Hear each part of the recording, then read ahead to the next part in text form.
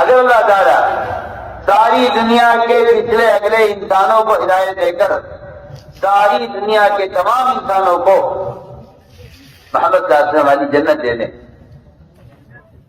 تو اللہ تعالیٰ کی یہ اللہ تعالیٰ کی رحمت کا ایک ذرہ ہے.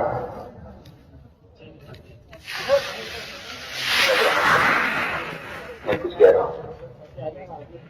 اللہ تعالیٰ اگر انبیاء علیہ السلام نے بھی محمد صلی اللہ علیہ وسلم جیسی جنت لکھی کہ نہیں ہے. اگر ہر انسان کو اللہ ہدایت دے کر سب کو ایسی جنت دے دے جیسی جنت محمد صلی اللہ علیہ وسلم کی بنائی اللہ نے تو میں آپ سے جواب کر سکتا ہوں کہ وہ اللہ تعالیٰ کی رحمت کا ایک ذرہ ہے اور وہ ذرہ بھی صرف سمجھانے کے لیے ہے ورنہ ذرہ کہنا بھی اور اس کی رحمت کو محسوس کرنا ہے. اس کی رحمت کو محسوس کرنا ہے. اور اللہ تعالیٰ جیسی جہنم اللہ نے بنائی ہے ایسی جہنم اگر ہر فرد کے لیے الگ ہو جائے نعوذ باللہ تو یہ اللہ تعالیٰ کے عذاب کا ایک ذرہ ہے. جب ابدی سنو میں کچھ کہہ رہا ہوں پر جب اللہ تعالیٰ کا ابدی نظام جنت و دوزخ کا وہ اس کی رحمت کا اور اس کی عقوبت کا منتہا نہیں ہے تو جو دنیا فنا ہونے کے لیے بنی ہے وہ اس کی قدرت کا منتہا کیسے ہو سکتی ہے؟ سی بات سمجھ رہے میری بات میں کیا کہہ رہا. جی ہاں جو نظام غیبی جنت و دوزخ کا ابدی ہے جب وہ اس کی قدرت کا ذرہ ہے تو جو دنیا کائنات کا نظام ختم ہونے والا ہے اور باقی والا نہیں ہے تو یہ اس کی قدرت کا مثال کے ذریعے. اس لیے میں نے عرض کیا کہ اللہ تعالیٰ کائنات میں تغیرات لاتے ہیں وہ ایمان والوں کے امتحان کے لیے چنانچہ آپ صلی اللہ علیہ وسلم نے جو سوال کیا گیا کہ یہ صاحب کون تھے میں کل بتاؤں گا آپ انشاءاللہ کہنا بھول گئے ایک جواب نہیں آیا. آپ نے کیوں کہا میں کل بتاؤں گا یہ کہے گا اللہ چاہے گا تو بتاؤں گا اللہ چاہے گا تو بتاؤں. میں رسالت کر رہا تھا کہ ایک نظام اللہ نے انسان کی دنیا میں آنے کا بنایا ہے عورت سے اللہ تعالیٰ اولاد نہیں دیتے اللہ اپنے حمد سے نہیں دیتے. 4 شادیاں کر لیتا ہے مرد اولاد کی تمنا میں ان 4 بیویوں کی سگی بہنیں وہ اولاد کی کثرت سے پریشان ہیں اور ان کی سگی بہن ایک آدمی کے حکام میں ہے مگر اولاد سے کوئی کمی دونوں میں نہیں ہے بس صرف اللہ کے امر پر رکھتا ہوں. ایک سال میں خود سنایا کہ میں اولاد کی کثرت سے پریشان تھا بہت اولاد ہو گئی تھی بیوی بیچاری بیمار ہو گئی. میں نے پھر مسئلہ معلوم کیا کہ میں کیا کروں میں اولاد کو روکنا چاہتا ہوں. کبھی پہلے نہیں اگر بیوی بیمار ہے اس میں حمل کی طاقت نہیں ہے تو احتیاط کرنا.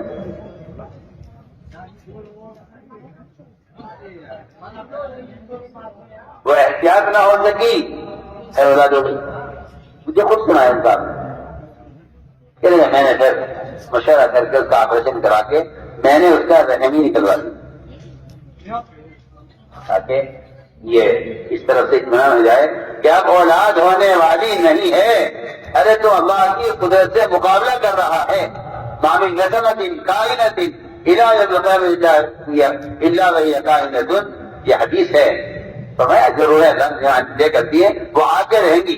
تم کیونکہ خالق کی جگہ بیٹھ کر رزاق بننا چاہتے ہو عزت میں اولاد کی کثرت تم پریشان ہو تم فقیر ہو تم اگر اپنے آپ کو رزاق سمجھتے ہو یہی وجہ تمہارے اولاد کے روکنے کی ہے کہ تم آپ کو رزاق سمجھ کر کہتے ہو کہ دنیا کی آبادی پر تو پالے گا کون. تم خالق کی جگہ بیٹھ کر پریشان ہو اس لیے میں تاکہ پیار کر رہا ہوں کہ جو چیز جو روح دنیا میں آنے والی ہے لا کی آخر جب تک آ گیا اس نے آپریشن کر کے رحم نکال دیا. اور اب تو اب آرام سے ہو جاؤ، آپ بھی ہم بھی آپ کو اولاد دوں. جب رحم ہی نہیں تو اولاد کہاں سے ہوگی؟ تو نے اللہ کی قدرت کو رحم کے بننے تک کیوں سوچا ہے؟ تو اللہ تعالیٰ قدرت سے سوچتا کہ اگر اللہ تعالیٰ کا عمل ہے اولاد کے ہونے کا تو رحم کیا کر لے گا؟ چنانچہ اس شخص نے آ کر مجھے بتایا کہ میں نے رحم نکلوا دیا تھا اور آپریشن کرا دیا تھا بیوی کا، لیکن اللہ نے 1 سال کے بعد مجھے دوبارہ اولاد دی.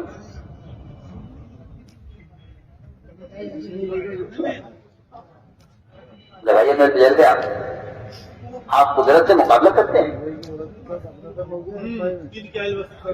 وہ تو جو اسباب کے پجاری ہوتے ہیں وہ قدرت کے انکار کرنے والے ہوتے ہیں. اللہ کی شان. ڈاکٹر بھی حیران، باقاعدہ ڈاکٹر کی ٹیم دیتی، جس میں سے ایک ڈاکٹر نے یہ کہا کہ ہاں لاکھوں عورتوں میں کوئی ایک عورت ایسی بھی ہوتی ہے کہ اللہ تعالیٰ اس کے جس پیٹ کے اندر 2 رحم رکھتے ہیں، جب تک بڑا رحم نکل نہ جائے چھوٹا رحم ٹکڑا ہوا ایک طرف رہتا ہے، اس کے نکلنے کے بعد وہ کھل جاتا ہے. آپ کے ساتھ یہ ہوا ہے، کیسے بتایا ڈاکٹر کہ یہ آپ کے ساتھ یہ ہوا ہے. آپ کے بعد عورتوں کے لاکھوں عورتوں میں سے کوئی ایک عورت ایسی ہوتی ہے اس کے پیٹ میں 2 رحم ہوتے ہیں. آپ کیا کریں گے بتائیے؟ ما قدر اللہ حق قدری. اصل بات یہ اللہ کو ہم نے ایسا جانا ہی نہیں جس کو جاننے کا حق تھا. شکلوں نے، اسباب نے، یعنی قدرت کا تعارف اور اس کا تاثر ختم کر کے رکھ دیا. میں عرض کر رہا تھا کہ اللہ اکبر وما تشاءون میں سارے انبیاء، سارے ملائکہ، سارے اولیاء، سارے صحابہ سب کی چاہت بھی نہ تھی الا ان شاء اللہ. اگر اللہ سے چاہت ہوگا ورنہ سب کی چاہت. آپ وسلم کی دلی چاہت تھی. ابو طالب کلمہ پڑھتے کہاں میں پڑھتے رہے، میں اللہ کیا گواہی دے دوں گا. نہ پڑھے زور سے نہ سنائے کفار کو کلمہ، مجھے سنا دیں. لیکن ایک محسن چچا، ان کی اندر طبیعت اللہ کی طرف سے ہلاکت کا فیصلہ ہوا ابو طالب.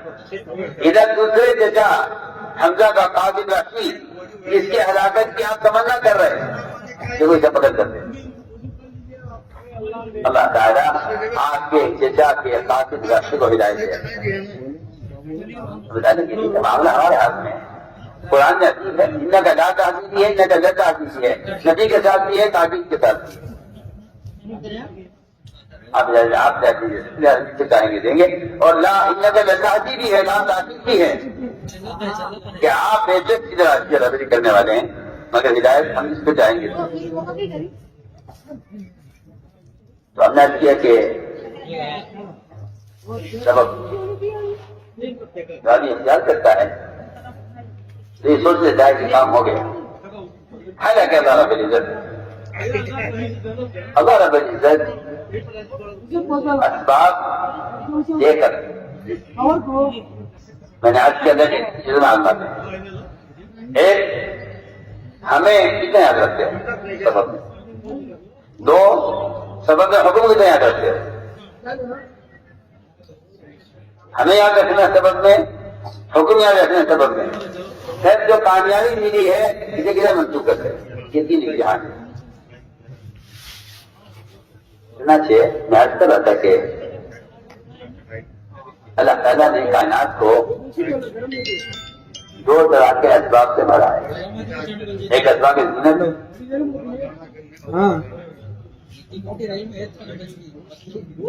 اسباب زینت میں، اور دوسرے اسباب معیشت.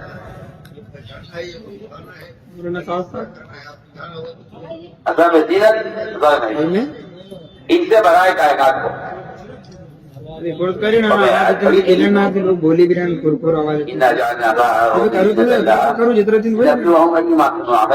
دنیا کو مزین کیا اس لیے ہے تاکہ ہم دیکھیں کہ تمہیں اچھا عمل کون کرتا ہے. ہاں وہ لوگ تیرے تیرے اللہ تعالیٰ نے علیہ السلام کو انتہائی خوبصورت ریشم سے زیادہ نرم بال والے، ہوا میں اڑنے والے، پانی میں تیرنے والے اور سڑک پر دوڑنے والے سواری کو دیکھ کر ایسے گھوڑے اللہ نے عطا فرمائے سبحان السلام کو، جو نہ اس سے پہلے کبھی تھے اور سبحان السلام اور گھوڑوں پر ہاتھ پہ اور ان کے نیچے سے پانی نرم بالوں کو دیکھ رہے تھے۔ اس کے دیکھتے دیکھتے ذہن نیچے لگا اور عصر کی نماز قضا ہو گئی۔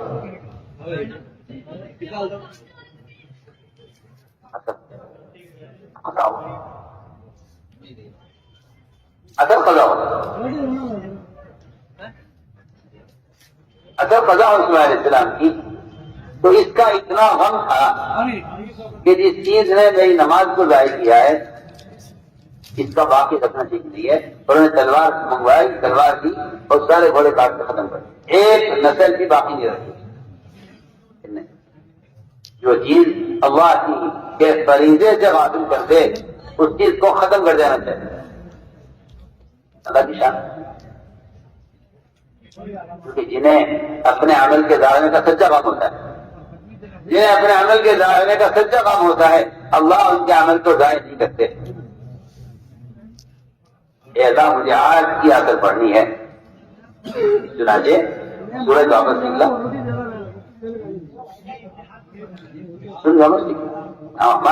ہمارا بندہ وہ عصر کی نماز کے قضا ہونے کی وجہ سے ہماری بنائی کی چیز میں وہ ذرا زیادہ مشغول ہو گیا، لیکن ایک قسم وہ ہے مسلمانوں کی، ایک قسم وہ ہے مسلمانوں کی، کیا بات پڑھنے کے بعد اگر یاد نہیں رہی تو کیا بات پڑھنے کے بعد ایسے بھی لوگ ہیں۔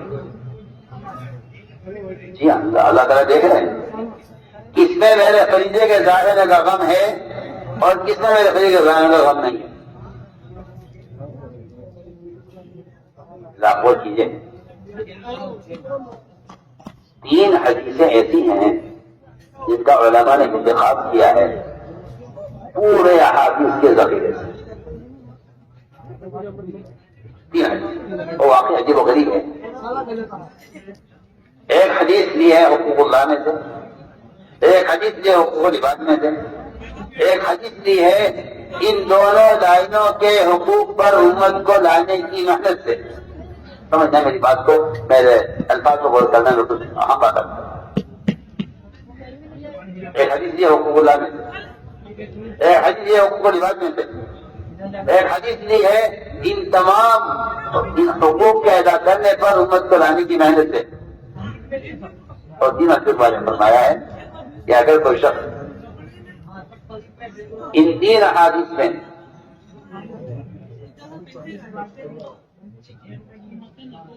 ان 3 کاموں میں غلطی کر جائے تو اس کی پچھلی زندگی کے اعمال بھی برباد ہو جاتے ہیں، اس کی پچھلی زندگی کی محنت بھی ضائع ہو جاتی ہے۔ پہلی حدیث فرمایا کہ جو شخص عصر کی نماز کو قضا کر دے جان بوجھ کر، فرمایا کہ جو عصر کی نماز قضا کر دے گا اس کی پچھلی ساری زندگی کا عمل برباد ہو جائے گا۔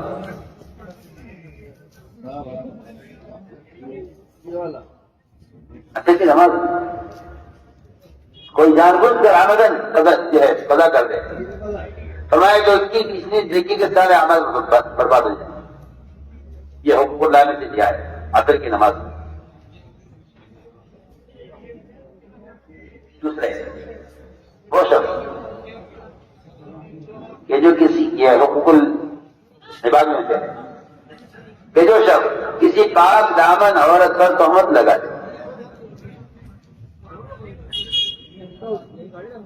آج کل تہمتیں لگانا لوگوں پر، علماء پر، عوام پر ایک ایسا بائیں ہاتھ کا کھیل بن کے رہ گیا ہے کہ آدمی آسانی سے جس کو چاہتا ہے مسلمان کر دیتا ہے،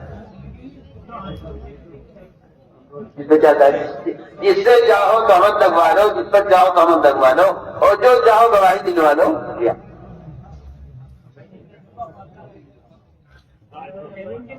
فرمایا کہ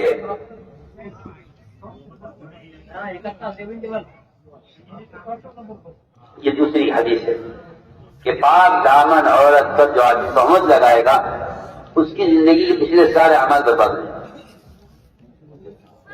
اور تیسرا وہ شخص جو اللہ کے راستے میں نکلے اللہ کے دین میں قائم کرنے کے ارادے تھے اور وہ لوگوں کے لیے راستے کو بند کر دے یا جگہ کو تنگ کر دے. فرمایا حدیث میں کہ اس کا پچھلا سارا جہاد برباد ہو جائے. یہ تین حدیثوں کا انتخاب کیا ہے محدثین نے. احادیث سے تمام پورے ضمیر ہے. میں کر رہا تھا کہ ادھر کی نماز چلو نبی ہیں ان کو تو کہا جا سکتا ہے کہ بھائی وہ تو آج کل ایک فطرہ اور پیدا ہوا ہے مسلمانوں میں کہ وہ تو صحابی تھے میں تو صحابی نہیں ہوں, وہ تو نبی تھے میں تو نبی نہیں ہوں. یہ نہیں گویا کہ یہ سمجھتے ہیں کہ دین کا جو دین کے حکم درجہ تابی کے لیے ہے یا تابی کے لیے ہے یا ولی کے لیے ہے یا کسی بزرگ کے لیے ہے وہ میرے لیے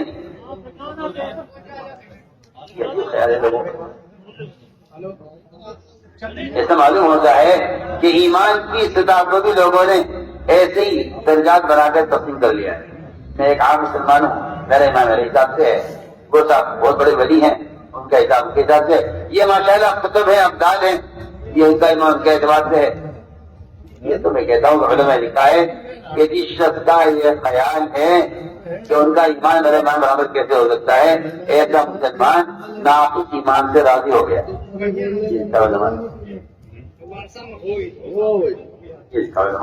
ایسا مسلمان ناقص ایمان سے راضی ہو گیا. تو میں عرض کر رہا تھا کہ علیہ السلام یاترا قضا ہو لیکن غم ہوا اس کا یاترا قضا ہو گئی ہے. اللہ نے ترنت واپس نکالا. ادھر ایک صحابی 50,000 کا باپ جس پر ان کے پورے خاندان کا گزارا تھا, وہ نفل نماز پڑھ رہے تھے باپ کے اندر. اس نفل نماز کے پڑھنے کے دوران اچانک نظر پڑی بغیچے پر. ایک روایت میں ہے کہ اس کو نکلنے کا راستہ نہیں مل رہا تھا, اور ایک روایت میں ہے کہ وہ انگور کی بیل سے انگور کھانے کا جو خوشبو منظر انہوں نے دیکھا اس کو دیکھنے میں لگے. یاد نہیں رہا کہ نفل کی کون سی رکعت. آج کل کا کوئی موٹی وہاں ہوتا ہمارے جیسا تو یہ کہہ دیتا کہ بھائی تو نفل ہے کوئی فرض تو ہے نہیں, کبھی سے پریشان ہو رہے ہو. اگر تمہارا غالب گمانی ہے کہ 3 رکعت ضرور پڑھ لو اور غالب گمانی ہے کہ 4 سلام بیٹھ لو, بہت کر لو. اور یہ نفل نماز ہے. اللہ اکبر. اسماعیل علیہ السلام نے فرض نماز کے لیے زینت کے گھوڑوں کو جمع کیا ہے. یہاں ایک صحابی نے نفل نماز کے لیے اپنی ضرورت کے باپ کو چھوڑا. آپ اندازہ کریں محمد صلی اللہ علیہ وسلم نے کس سطح پر اپنے صحابہ کو اعمال میں کس قدر اٹھایا. اعمال میں آپ نے اپنے صحابہ کو کس سطح پر اٹھایا تھا کہ اگر وہاں صلی اللہ علیہ السلام گھوڑے کاٹ رہے ہیں جو زینت کے لیے تھے محض اثر کی نماز کے لیے فضا ہونے کی وجہ سے اس کو سورج واپس آیا. اور یہاں محمد صلی اللہ علیہ وسلم کا ایک صحابی 50,000 کا وہ باغ جس پر ان کے خاندان کا گزارا تھا, اس باپ کو اس لیے چھوڑا ہے کہ اس باپ کی وجہ سے میری نفل نماز میں خلل پیدا ہوا. آپ ذرا غور کر لیں کتنی نمازیں ظہر کی, عصر کی, مغرب کی اس طرح گزر جاتی ہیں ہم سے کہ میں دکان کے برابر میں مسجد ہے مائک لگا ہوا مجھے نہیں.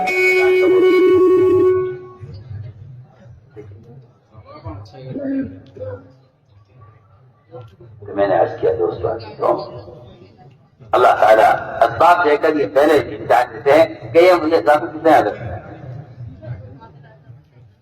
یہ ذات کتنا یاد. دوسرا امتحان یہ ہے سبب میں کہ تم نے اس میں حکم پورا کیا یا توڑا. عجیب بات ہے کہ اللہ تعالیٰ کا نظام ایسا ہے کہ اللہ تعالیٰ معاشرے میں، ضروریات میں، تجارت میں، کھانے پینے کی چیزوں میں، ان تمام چیزوں میں اللہ تعالیٰ کا نظام یہ ہے کہ اللہ تعالیٰ جس چیز سے روکتے ہیں کہ یہ نہیں کرنا ہے، اس میں سہولت پیدا کرتے ہیں، اور جس چیز کے کرنے کا حکم دیتے ہیں کہ یوں کرنا ہے، اس میں رکاوٹیں پیدا کرتے ہیں۔ سنیے تو صحیح، آپ ایسا نہیں ہے کہ صبح حرام کا لقمہ لے دو، حلق میں ڈل جائے اور حلال کھا کے اتر جائے۔ ہم دیکھنا چاہتے ہیں اگر ہم حرام کی شکلوں کو آسان کر دیں، جھوٹ، غبن، ملاوٹ، ہم ان شکلوں کو آسان کر دیں۔ ہم دیکھنا چاہتے ہیں مسلمان حرام شکلوں کو باوجود سہولت کے اور باوجود مال کی بہتات کے نظر آنے کے مسلمان نے چھوڑتا یا نہیں چھوڑتا، اور ادھر حلال راستوں میں، سنتوں کے اہتمام میں ہم رکاوٹیں پیدا کریں گے۔ مسلمان کے سر سے لے کے پیر تک اس کے حجے کی سنتیں، اس کی داڑھی کی سنتیں، ہم اسے رکاوٹیں پیدا کریں گے، قوانین لائیں گے، ہم لائیں گے قانون۔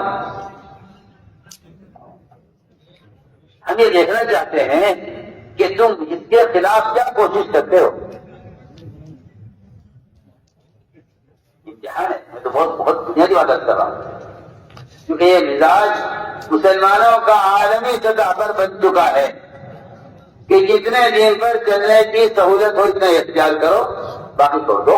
اور اس سے بے وقوف ہے آپ درجے کے جو کہتے ہیں کہ کہ بھائی شاید کا مطلب تو یہی تو ہے کہ اللہ نے تمہیں اس کا مکلف ہی نہیں کیا، اس کی تمہیں دعوت نہیں، جو کر سکتے ہو کرو۔ حالانکہ لا یکلف اللہ نفسا الا وسعها، اس کا کہیں سے کہیں تک مطلب یہ نہیں ہے کہ جو آپ کر سکتے ہیں انگریزی جو آپ نہیں کر سکتے چھوڑ دیجیے، اس کا مطلب ہے کہ لا یکلف اللہ نفسا الا وسعها، اس کا مطلب یہ ہے کہ ہم نے انسان کو جن کاموں کا مکلف کیا ہے ہم نے اس میں اس کے کرنے کی طاقت رکھی ہے۔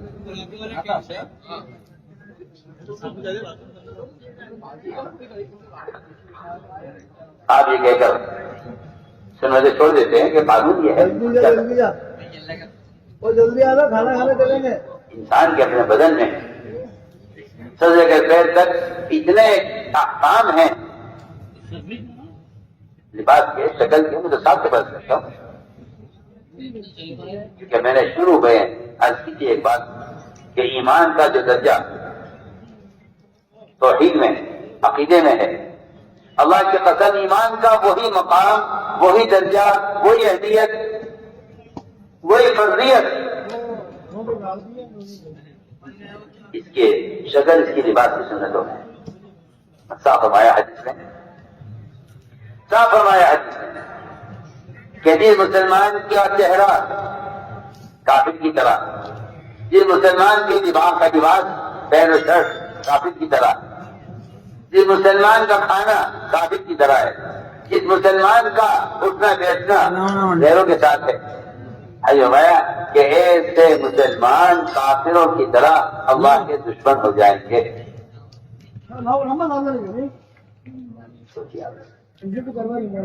آپ کو کسی جاہل نے یہ کہہ دیا ہے کہ داڑھی سنت ہے اور سنت کوئی لازم نہیں، آپ سے کیا عادت دیں گے آپ؟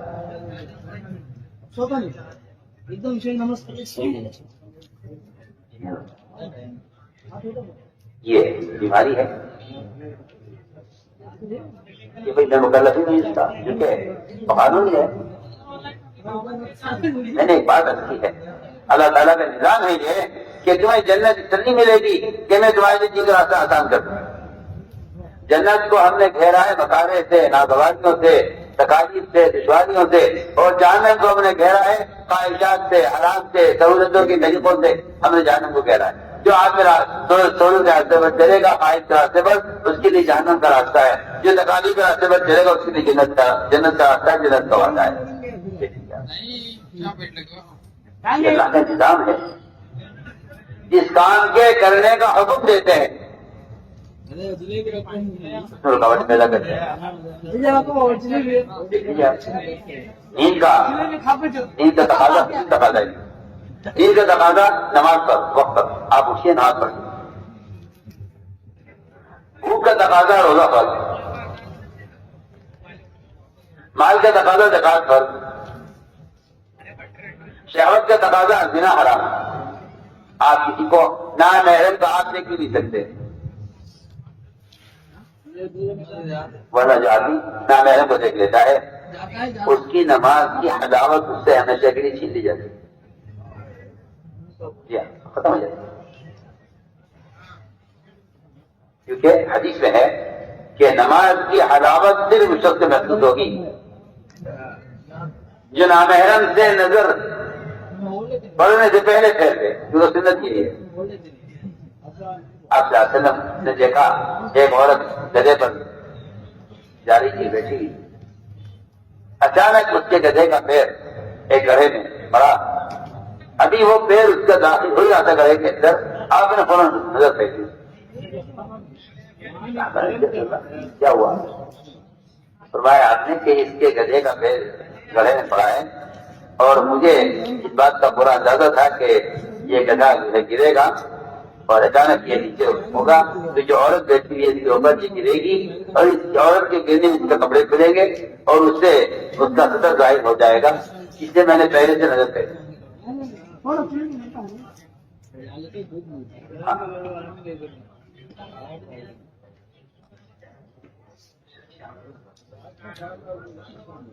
جو لوگ تصاویر یا نامحرموں کو دیکھتے ہیں وہ چاہے رکوع سجدے زبردستی کو کرنے کو کر لیں، لیکن نماز کی حلاوت اور اللہ کا قرب اور صفت احسان کی وہ بھی اس کو نہیں آتی کہ اللہ کو دیکھتے بس. ٹھیک ہے، اللہ تعالیٰ کی طرف سے جو بھی خیر ملتی ہے اس خیر کے حاصل کرنے کے لیے ایک عملی مجاہدہ ہے، ایک عملی مجاہدہ. تو میں نے عرض کیا کہ اللہ تعالیٰ کے نظام ہے یہ، ہمیں کسی کا حکم دیں گے اس کے ہمیں ایک چیز کا حکم دیں گے اس کو رکاوٹ پیدا کریں گے اور ایک چیز سے روکیں گے اور اس سے سہولت دیں گے. دیکھیے اصحاب سبت پر اللہ تعالیٰ نے ہفتے کے دن شکار مچھلی کا حرام کر دیا. اب اگر شکار حرام کر دیا تو اللہ تعالیٰ نے مچھلیوں کو سمندر کی تہ میں نہیں چھپا دیا کہ سمندر کی تہ میں چھپ جائے مچھلیاں تاکہ شکار نہ کر سکے، حرام سے بچے. اللہ تعالیٰ نے ساری مچھلیوں کو ہفتے کے دن پانی کی سطح پر جمع کر دیا.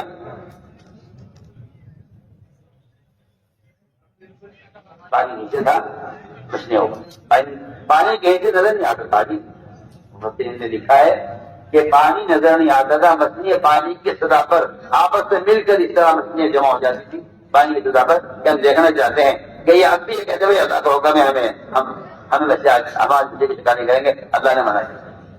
اللہ تعالیٰ کو کیا فائدہ اس سے؟ کیا ہم سے کچھ بات ہے نظر اللہ کا اس سے کیا نفع کیا نقصان؟ لیکن بندے کا امتحان ہے. ہم دیکھنا چاہتے ہیں تو ہماری اطاعت کرتے ہو یا نہیں کرتے؟ ہم دیکھنا چاہتے ہیں. سوچیے مسلمان یہ سوچتا ہے کہ جس کام میں رکاوٹ اس کو چھوڑ دو. ارے وہ رکاوٹ ہے، جو رکاوٹ اسی کام میں آئے گی جسے کرنا ہے اور سہولت اس کام میں پیش آئے گی جسے کرنا نہیں ہے. آپ سے بالکل واضح توجہ کر رہا ہوں، قرآن حدیث سے بھرے ہوئے ہیں. ان مع العسر یسرا ان مع العسر یسرا. اس تکرار کا مطلب ہی یہی ہے کہ جو کام کرنے کے ہیں اگر تم نے ہم اس کے اندر جو ہے دشواریاں پیدا کریں گے، رکاوٹیں پیدا کریں گے. اگر تم نے اس دشواری میں رکاوٹ میں اس کام کو کر لیا تو آگے اس طرح کا وعدہ ہے کہ وہ ہمارے لیے آسانی پیدا کرے گا.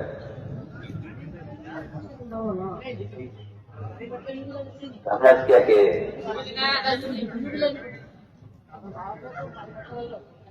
اللہ رب العزت اسباب میں آزما کر دیکھتے ہیں کہ حکم کدھر پورا کرتے.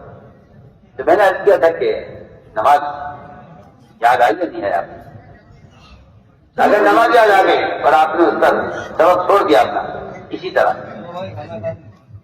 تو پھر اللہ رب العزت عمل کے راستے سے کامیابی دے گا۔ اور اگر آپ نے عمل ضائع کر دیا تو اللہ تعالیٰ کی ذات بہت مستغنی ہے۔ پھر ایسا ہوتا ہے کہ اللہ حفاظت فرمائے، پھر ایسے مسلمان اسباب کے راستے سے کامیاب ہوتے چلے جاتے ہیں، یہاں تک کہ اللہ حفاظت فرمائے نعوذ باللہ، کہ پھر وہ فرائض سے اور دین سے پوری طرح وہ پھیل لیتے ہیں، اور ان کا یہ یقین بن جاتا ہے کہ یہی کامیابی کا راستہ ہے۔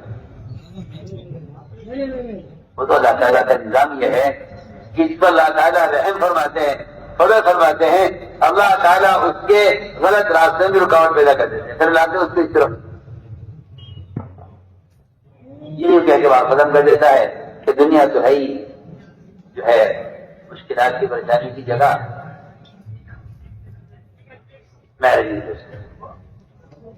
میں نے اب تک عبادت کی ہے وہ یہ سمجھانے کے لیے کی ہے کہ اللہ تعالیٰ عقیدے میں ایمان کو کس طرح آتا ہے، احکام کیسے آتا ہے۔ اگلی بات یہ ہے، میں نے شروع میں ایک بات کی تھی، شاید آپ کو یاد ہو، کہ جو درجہ ایمان کا توحید کا اور فرائض کے ادا کرنے کا ہے، بالکل وہی درجہ ایمان کا معاشرے میں بھی وہی درجہ ہے۔ یہ کہہ کر معاشرے میں کو چھوڑ دینا کہ آج کل عجیب فتنہ پیدا ہوا مسلمانوں میں، مجھے کہتے ہیں یار یہ سنت ہے، آپ اس پہ اتنا زور نہ دیجیے، فرائض تو زور دیجیے، وہ فرض ہے، سنت ہے۔ ہاں، یہ زمانے کا فتنہ ہے، اور بہت جاہل قسم کے لوگ، بہت جاہل قسم کا ان پڑھ بالکل، وہ اس فتنے کے اصل پیدا کرنے والے ہیں، بالکل ان پڑھ، ان کی سیرت پر اور احادیث پر ان کی کوئی نظر نہیں۔ ان کو یہ فتنہ کوئی فتنے پڑے ہیں اور دوسروں کو فتنے میں ڈال رہے ہیں کہ بھائی سنت کو فرض کا درجہ نہ دیا جائے، سنت تو سنت ہے۔ میں کہتا ہوں اس سے بڑا فتنہ، کیونکہ یہ خیال اور یہ سوچ یہ معاشرے کو بدلنے کے لیے، یہ معاشرے کو بدلنے کے لیے۔ ورنہ میں آپ کو ایک مثال عرض کرتا ہوں،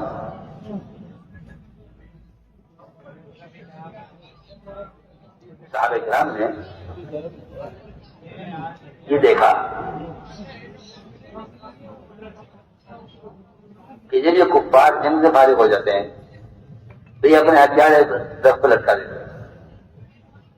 صحابہ کو اچھا لگا بہت کہ اس میں ہتھیاروں کی حفاظت بھی ہے اور سہولت بھی ہے اپنے لیے، طریقہ ان کا ہے۔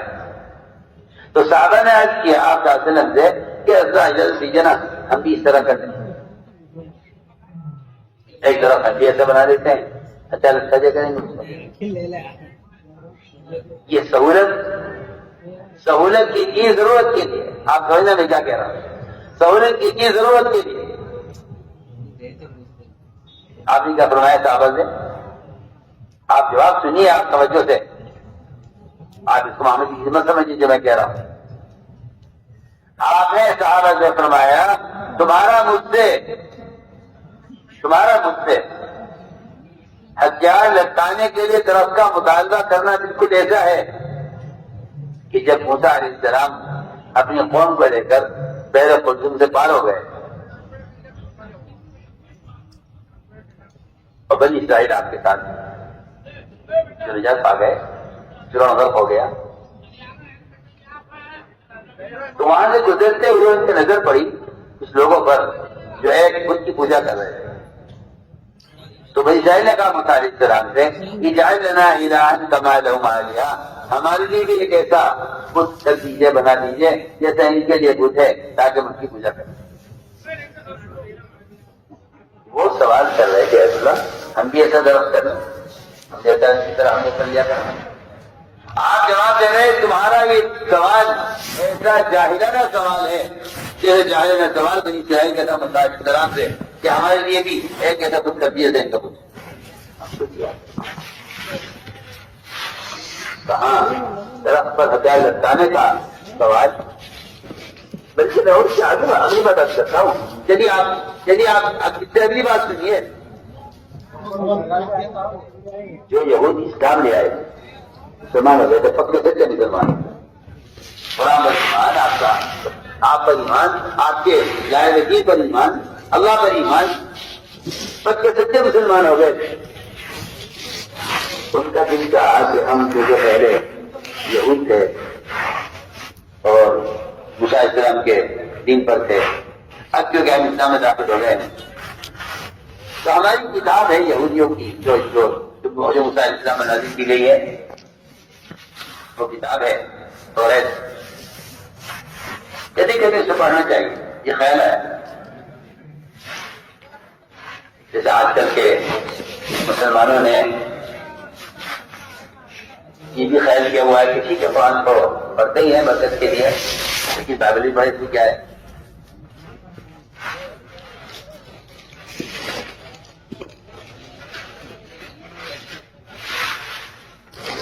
یہاں تک میں آپ سے عرض کرتا ہوں کہ اگر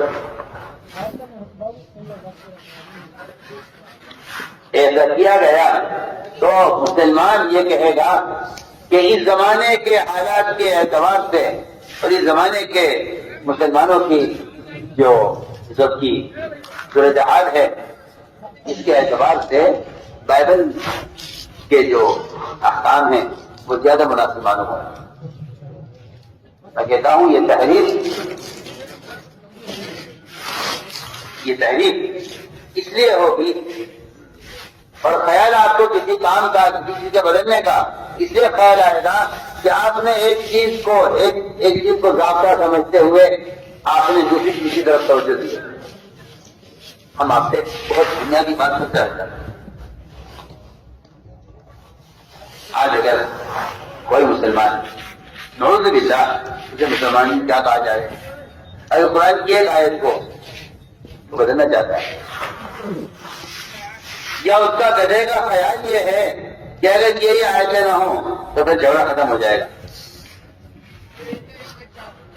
اس لیے کہ قرآن میں جو تحریف ہوتی تھی وہ عقل کی وجہ سے ہوتی تھی. میں تو شروع سے کہہ رہا ہوں خدا کے لیے اس عقل کو چھوڑ دو، عقل بھی چھوڑ دو، عقل بھی چھوڑ دو. دونوں چیزوں سے دین کا کوئی تعلق نہیں، نہ عقل سے نہ نقل سے.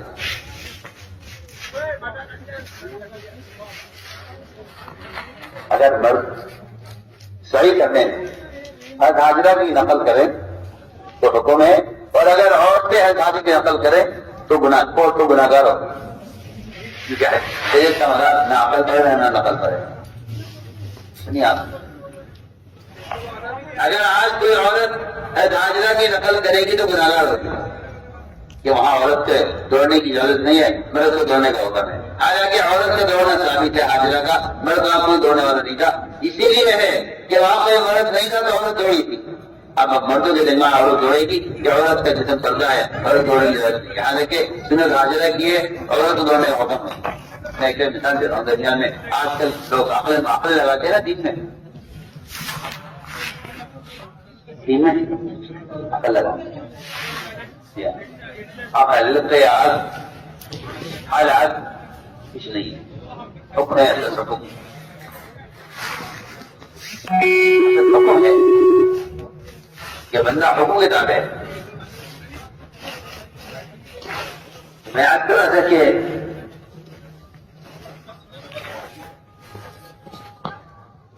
اللہ تعالیٰ حکم لاتے ہیں،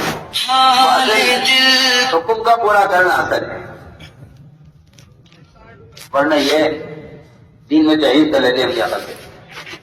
چنانچہ میں عرض کر رہا تھا کہ یہ کیا مسئلہ پیش آیا، آپ کو ناگواری کس چیز کو یہ بتائیے. سارا حضرت مکر عمر آج اگر موسیٰ علیہ السلام زندہ ہو کر آ جائیں ان کے لیے کوئی نجات کا راستہ نہیں سکتا میرے طریقے کے.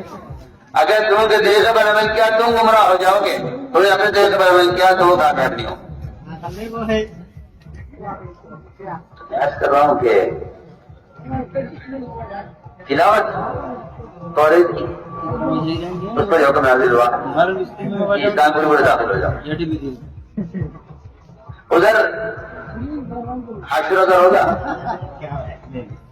حالانکہ ایسی عبادت ہے جو نظر نہیں آتی. عاشورہ کا روزہ آج چاہیے. عاشورہ روزہ کیوں رکھتے ہیں؟ قریش بھی رکھتے عاشورہ کا روزہ کیوں رکھتے ہیں؟ کہ یہ دن ہے، اس دن ہمیں فرعون سے نجات ملی تھی تو ہم اس کے شکرانے میں ایک روزہ رکھتے ہیں. فرمایا صحابہ سے کہ ہم زیادہ حقدار ہیں شکر کے، اللہ کا شکر ادا کرنے کے، لہذا ہم ان کی مخالفت میں 2 روزے رکھیں. سوچیے آپ، جب روزہ جیسی عبادت جس کے لیے جنت کے داخل ہونے کا دروازہ یہ لگے اگر روزہ کی، جس کے بارے میں فرمایا سارے اعمال کا بدلہ اللہ تعالیٰ فرشتے دلوائیں گے، روزے دار کا بدلہ خود اپنے ہاتھ سے دیں گے. بلکہ فرمایا اتنے بھی آگے انا اجزا بھی کہ روزے دار کو میں اپنے آپ کو کیا حوالے کروں، سب کو اعمال کا بدلہ دیں گے اپنے خزانے سے، اور روزے دار کے اللہ تعالیٰ خود روزہ کے ہو جائیں گے. ایسی عبادت فرمایا کہ اس عبادت میں بھی ہمیں یہود کی مخالفت کرنی ہے. سوچیے آپ، یہاں تو شکل میں، لباس میں، کپڑوں میں، شادیوں میں، کھانے میں، کمانے میں، گھر بنانے میں، تمام تقریبات میں سب میں یہودیوں کے طریقے ایسے جزوے زندگی بن کر رہ گئے. اور کیا کہتا ہے گدھا کہیں کا جو کہتا ہے سنتی تو ہے، چھوڑ دو نا، کیا بات ہے، فرق تھوڑی. اللہ معاف فرمائے. ایک ایسی عادت بن چکی ہے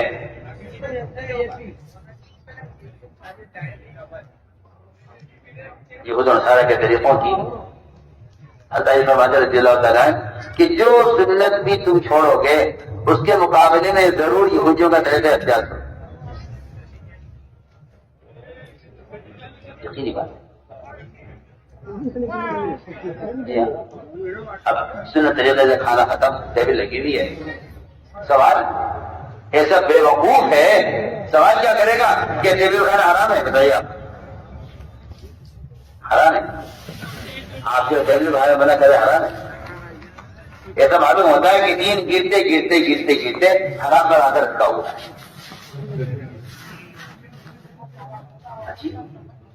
پاگل قسم کے لوگ. اب تو مسلمان کی زبان پر یہ سوال ختم ہو گیا کہ یہ سنت ہے خلاف سنت ہے. ابھی مجھے کا حرام ہے حرام ہے، بتا. جی ہاں، یہ اس کے دین کے مٹنے اور دین کے سزا کے گرنے کی علامت ہے کہ اس کا دین آ کر حرام پر رکھا ہوا ہے کہ جو چیز حرام نہیں ہے اسے تو کر لے گا، اسے سنت سے کوئی مطلب. جبکہ میں آپ سے کہہ رہا ہوں کہ ادھر عاشورہ کے روزے میں یہود کی مخالفت، ہتھیار دفعہ لٹکانے میں کفار کی مخالفت، اور توریت پڑھنے میں آپ کیا فرما رہے ہیں؟ اللہ فرما رہے ہیں اس بار بالکل داخل ہو جاؤ، تو کسی کا سوال مت کرو. یہ تو میں کہتا ہوں کہ عبادت کا، تلاوت کا عمل ہے روزہ اور توریت کا پڑھنا. سنیے،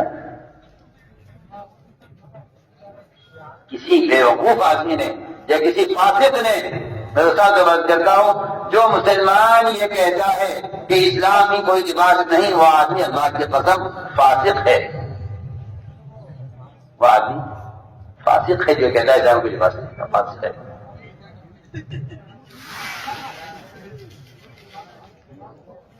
آپ یہ سمجھتے ہیں کہ آپ کی نماز اور عبادت اور ذکر و تلاوت اسلام پھیل جائے گا؟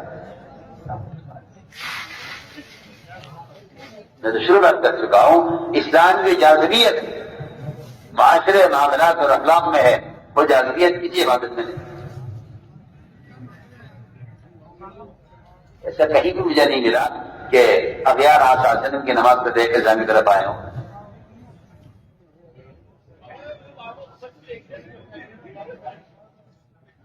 تو مسلمان کے لیے ہے صلو کما رأیتمونی اصلی، ورنہ غیروں کے لیے آپ کے یہاں سوائے اخلاق اور معاملات کے آپ غور کیجیے. تو میں نے عرض کیا کہ یہ ایک طریقہ بن چکی ہے سب. یہ سنت ہے، فرض تو ہے نہیں، آپ کی اس پر حساب کر رہے ہیں۔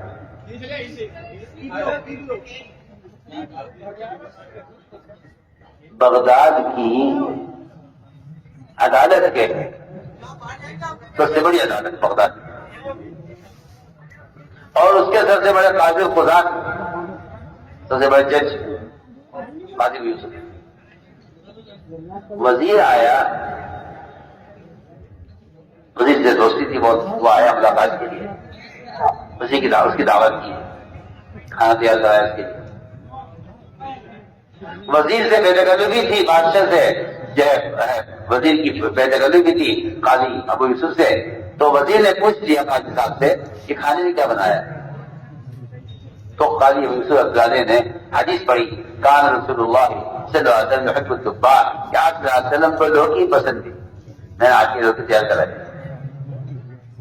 اس کی زبان سے نکل گیا وزیر کی کہ مجھے لوکی پسند نہیں، فرمایا فوراً تلوار نکالی بیان سے اور اس کے قتل کا فیصلہ کر، ویسے قتل کر دو، یہ آدمی مرتد ہو گیا ہے، واجب القتل ہے، یہ کہتا ہے مجھے لوکی پسند نہیں، اس کو قتل کر دو،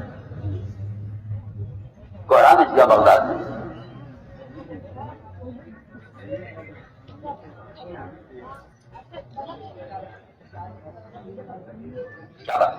اس نے کہا مجھے لوگ پسند نہیں، آپ وہ چیزیں آپ سے حاصل کی، ایک کھانے کی چیز جس کے لیے آپ کی بحثت نہیں ہوئی ہے، جو آپ کے حدیث کی کوئی چیز نہیں ہے، کھائے یا نہ کھائے، اس کا انکار کر دینے پر فیصلہ ہو گیا جج کی طرف سے کہ یہ آدمی مرتد ہے، یہ واجب القتل ہے، مرتد ہے اسلام۔ علماء کی جماعت بیٹھی، بیٹھ کر غور کیا گیا، فیصلہ یہ ہوا کہ یہ وزیر دوبارہ کلمہ پڑھ کے اسلام میں داخل ہو جائے اور اس کی بیوی کا اسے نکاح دوبارہ کرا دیا جائے تو اس کی جان بچ سکتی ہے، ورنہ واجب ہوگا۔ ایک زمانہ ایسا تھا سنتوں میں، یہ سب بس ہے کہ اگر مسلمان اپنے جسم کی، اپنے سلسلے کے فیصلے کی ان سنتوں کو وہ واجب کا درجہ نہیں دیتا تو یہ فاسق ہے، یہ فاسق ہے۔ اور یہ بات صاف فرما دی گئی ہے کہ جس آدمی کی شکل، اس کا لباس، اس کا کھانا، اس کا اٹھنا بیٹھنا غیر مسلموں کے طریقے پر غیروں کے ساتھ ہے، ایسے مسلمان کافر کی طرح اللہ تعالیٰ کے دشمن ہو جائیں گے۔ یہ صحیح روایت ہے، اور اس روایت اس لیے نقل کرتا ہوں خاص طور پر کہ عام طور سے لوگ اس روایت کو جانتے بھی نہیں ہے، بیان بھی نہیں کرتے۔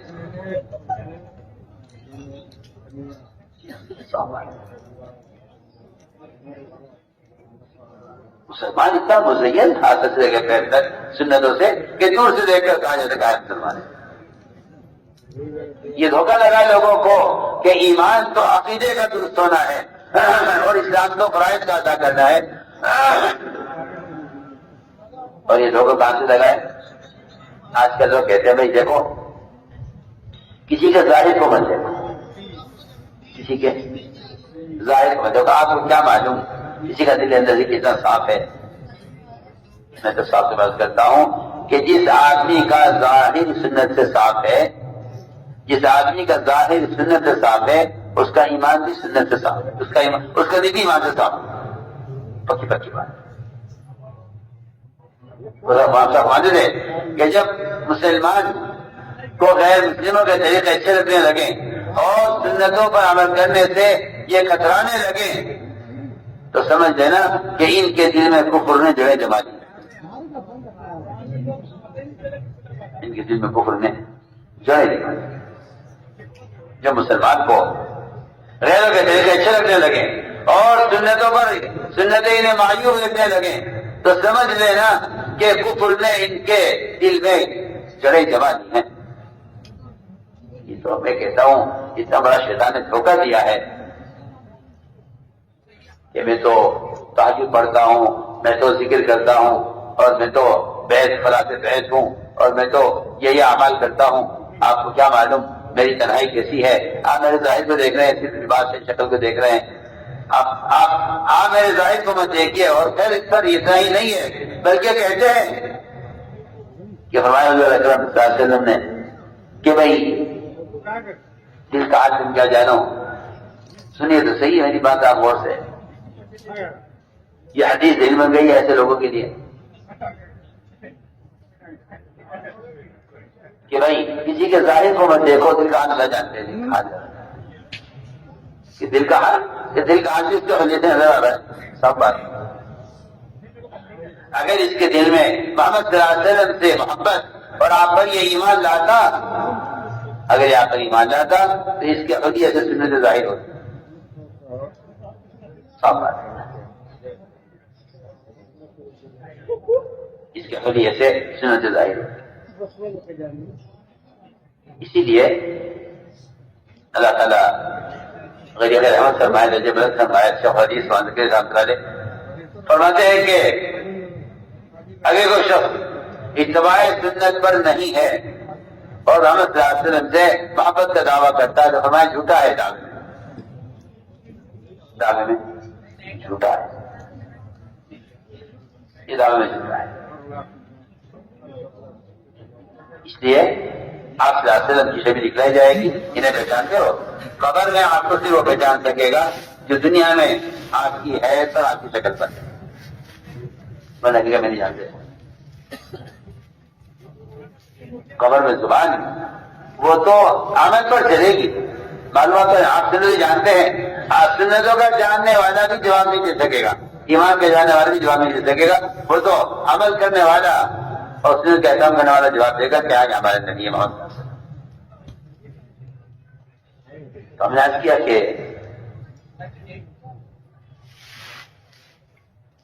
لوگ یہ کہتے ہیں کہ ایمان دل کی چیز ہے، ہم کہتے ہیں نہیں، ایمان دل کی چیز نہیں، ایمان تو آزاد سے ظاہر ہو کر رہے گا۔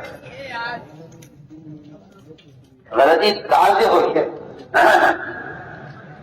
ایک کافر نے حضرت مقداد پر حملہ کیا، ان کے ہاتھ کاٹ دیا، حضرت مقداد تلوار لے کے اس کے پیچھے کیا، جب تلوار اس کے سر پر آئی کافر کے، اس نے کہا کہ تو لا الہ الا اللہ۔ آپ نے فرمایا کہ مقداد تم دل کا حال کیا جانو کہ اس کے دل میں کیا تھا؟ آپ سوچئے، اس کو مسلمان نے اپنے سنتوں کے حلیے سے آزاد ہونے کی دلیل بنایا ہے کہ ایمان دل کی چیزیں ظاہر سمجھ ہے۔ کتنی میں کہتا ہوں کہ اس کی بے وقوفی کی سوچ،